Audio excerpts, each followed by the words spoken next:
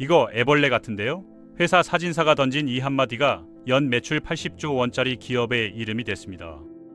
전 세계 어느 공사판을 가도 보이는 그 노란색 장비들, 왜 하필 노란색인지 아시나요? 어느 날 CEO가 멀리서도 눈에 확 띄어야 한다며 직접 고른 색입니다.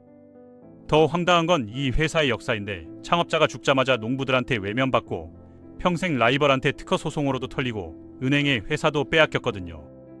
그런데 더 놀라운 사실은 그 라이벌이 나중에 이 회사의 CEO가 된다는 것입니다. 195개국 중 192개국의 장비를 파는 세계 1위 중장비 회사 캐터필러의 이야기를 지금부터 시작해 보겠습니다. 1849년 미국 뉴햄프셔주 콩코드에 벤자민 홀트라는 소년이 살고 있었는데, 그의 아버지는 제재소를 운영했고 벤은 11명의 형제자매와 함께 어릴 때부터 목재를 다루며 자랐습니다. 나무를 만지고 품질을 확인하고 배송 일정을 맞추는 게 일상이었죠. 홀트 가족은 이 사업으로 꽤 여유로운 생활을 했고, 벤이 성인이 되면서 제재소 운영을 맡게 됩니다. 형제들은 캘리포니아에서 판매와 배송을 담당했고, 벤은 뉴햄프셔에서 본사를 지켰는데 모든 게 순조로웠습니다. 그런데 벤이 34살이 되던 해에 부모님이 돌아가시면서 모든 게 달라졌습니다. 벤은 제재소를 정리하고 1883년에 캘리포니아로 형제들과 함께 떠나기로 결심했습니다. 홀트 가문은 언제나 한데 뭉쳐 움직이는 가족이었기 때문입니다. 캘리포니아에 도착한 벤은 형제들과 스톡턴 휠 컴퍼니를 세웠고, 서부의 건조한 기후에 맞게 목재를 처리하는 사업을 시작했죠. 동네 사람들은 인자한 벤을 엉클 벤이라고 불렀습니다. 엉클 벤의 작업 방식은 남달랐는데 설계도를 거의 그리지 않았습니다. 머릿속 아이디어를 바로 실물로 만들어냈고, 직원들한테 설명할 때만 간단히 스케치했죠. 그의 곁에는 항상 엉뚱한 발상을 지지해주는 동료들이 있었고, 이 팀워크가 나중에 엄청난 결과물을 만들어냅니다. 목재 사업은 대박이 났고, 형제들은 공장 설비에 6만 5천 달러를 투자해 직원 25명의 건물 2채를 갖춘 중견 기업으로 키웠습니다. 사업이 궤도에 오르자 벤은 새로운 도전을 준비했는데 1890년부터 증기 트랙션 엔진 개발에 뛰어들었습니다. 2년 뒤인 1892년에 홀트 매뉴팩처링 컴퍼니를 설립하고 첫 트랙터를 세상에 공개했죠. 문제는 이 트랙터가 너무 컸다는 건데, 길이 7m에 무게가 2만 킬로그램이 넘었거든요. 농부들을 위해 만들었지만 밭에 들어가면 자기 무게를 버티지 못하고 땅속으로 푹푹 빠져버렸습니다. 벤은 이 문제를 해결하려고 1904년에 혁신적인 시도를 했는데, 바퀴 대신 무한궤도를 단 겁니다. 세계 최초의 무한궤도 트랙터가 탄생한 순간이었죠. 회사 사진사 찰스 클레멘츠가 어느 날 무한궤도가 움직인 걸 보다가 "이게 애벌레 기어가는 것 같은데요" 라고 했습니다. 영어로 애벌레를 캐터필러라고 하는데, 벤은 이 표현이 너무 마음에 들어서 트랙터 이름을 캐터필러로 정했습니다. 이게 나중에 회사 이름이 되죠. 첫 캐터필러 트랙터는 5,500달러에 팔렸는데 지금 돈으로 2억 원이 넘는 가격이었습니다. 비쌌지만 말 수십 마리를 대신할 수 있었기 때문에 농부들한테는 오히려 경제적이었고, 1909년에 업그레이드 버전이 나오면서 회사는 빠르게 커졌습니다. 그런데 홀트를 진짜 정상으로 올려놓은 건 1차 세계대전이었는데, 1914년부터 1918년까지 벤은 군대와 정부에 트랙터와 군용 장비를 납품했습니다. 캐터필러의 무한궤도 기술은 전차 개발에도 영감을 줬고, 회사는 전쟁 특수를 누리며 급성장했죠. 하지만 전쟁이 끝나자 상황이 완전히 뒤집어졌습니다.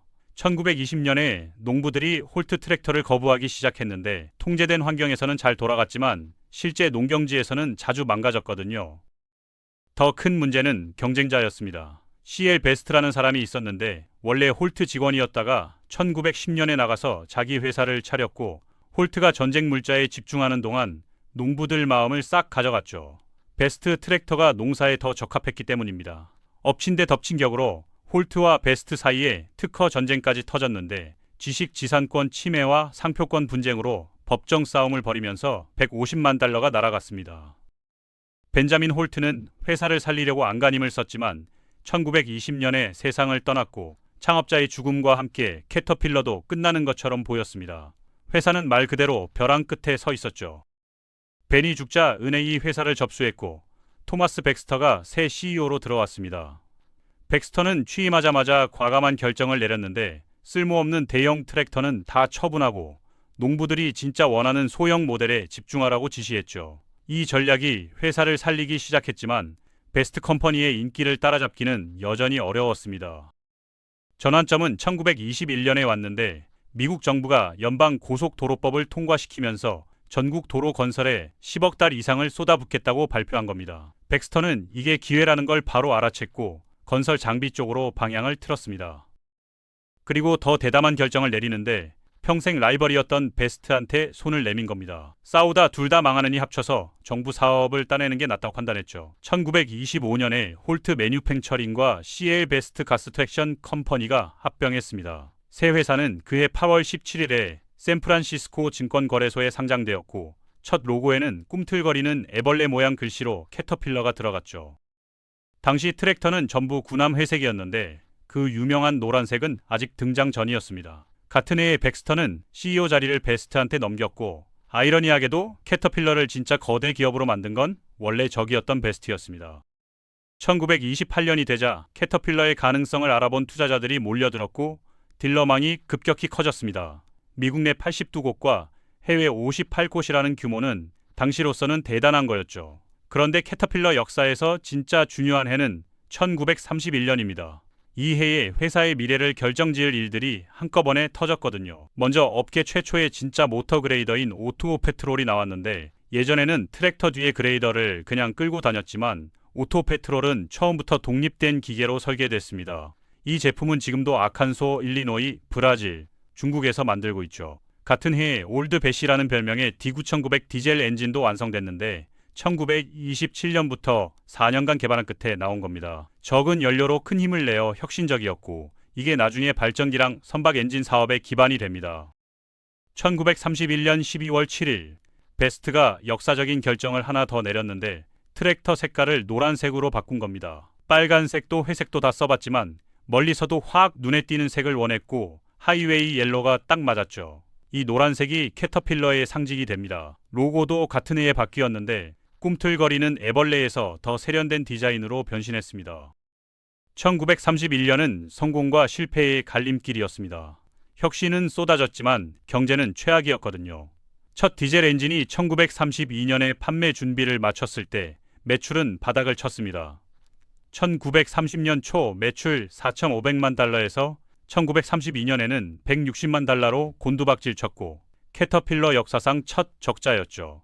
주 4일 근무에 공장 폐쇄, 임금 삭감까지 갔었습니다. 다행히 1930대 후반 소련이 대량 주문을 넣으면서 회사가 다시 살아나게 됩니다. 1933년에 캐터필러는 역사적인 프로젝트에 뛰어드는데 샌프란시스코 금문교 건설이었습니다. 당시 세계에서 가장 높고 긴 현수교를 짓는데 캐터필러 장비가 대거 투입됐고 이 프로젝트가 회사 기술력을 전 세계에 알렸죠. 그런데 캐터필러를 또 한 번 도약시킨 건 2차 세계대전이었습니다.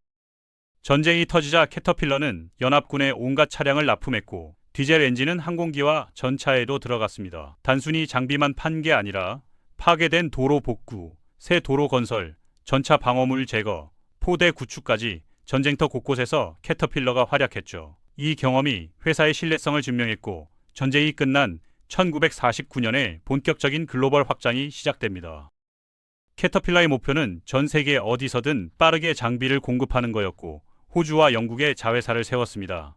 인도에는 1948년 당시 세계 최대 콘크리트 중력댐이었던 바크라텐 건설에 참여했죠. 1950년대 초 17km 고속도로 공사로 시작해서 영국의 자회사를 설립했고 1953년에는 인도 정부가 도로 사업용으로 캐터필러 장비 90세대를 사들였습니다. 1955년에는 장비 분류 시스템을 도입해서 운영 효율을 크게 높였고 1956년 멜버른 올림픽 경기장 조성에도 참여했습니다. 1950년대 말에는 남극 딥프리즈 작전에 장비를 납품하면서 지구상 가장 혹독한 환경에서도 작동한다는 걸 보여줬죠. 1960년대 초에 노동 분쟁이 있었지만 빠르게 해결됐고 1965년에는 토우 모터를 인수해 지게차 라인을 강화했습니다. 1967년에는 블록시 로고가 등장하면서 더 강렬한 브랜드 이미지를 갖게 됐죠. 1973년에 캐터필러는 대대적인 장비 업그레이드를 했는데 낡은 기계들을 최신 기술로 무장한 새 모델로 교체했습니다. 1975년에는 딜러들이 캡 플러스 프로그램을 시작해 판매와 서비스 품질을 끌어올렸고 벤자민 홀트의 비전과 베스트의 실행력, 그리고 직원들의 노력이 합쳐져서 캐터필러는 이 시기에 정점을 찍었습니다. 1979년에 트랙터 색깔이 하이웨이 옐로에서 캐터필러 옐로로 바뀌었는데 낮이든 밤이든 더 잘 보이도록 개선한 겁니다. 1981년에는 산업용 가스터빈과 솔라터빈 생산에 뛰어들면서 노란색 장비가 전 세계 공사판에서 더 흔해졌죠. 1985년에는 캐터필러 인증 재건 프로그램을 도입했는데 쓰던 장비를 재정비해서 수명을 늘리는 방식이 예산도 아끼고 수익도 높였습니다. 1986년에 회사가 너무 커져 이름을 캐터필러 주식회사로 바꿨고 발전기 세트, 유압 호스, 선박 엔진, 변속기, 하부 부품, 렌탈 장비까지 사업 영역을 넓혔습니다. 1998년에는 영국 소형 디젤 엔진 업체 퍼킨스와 독일 MWM 홀딩스를 인수하면서 시장 지배력을 더 키웠죠. 그런데 1990년대 후반에 노동 분쟁이 다시 터졌습니다.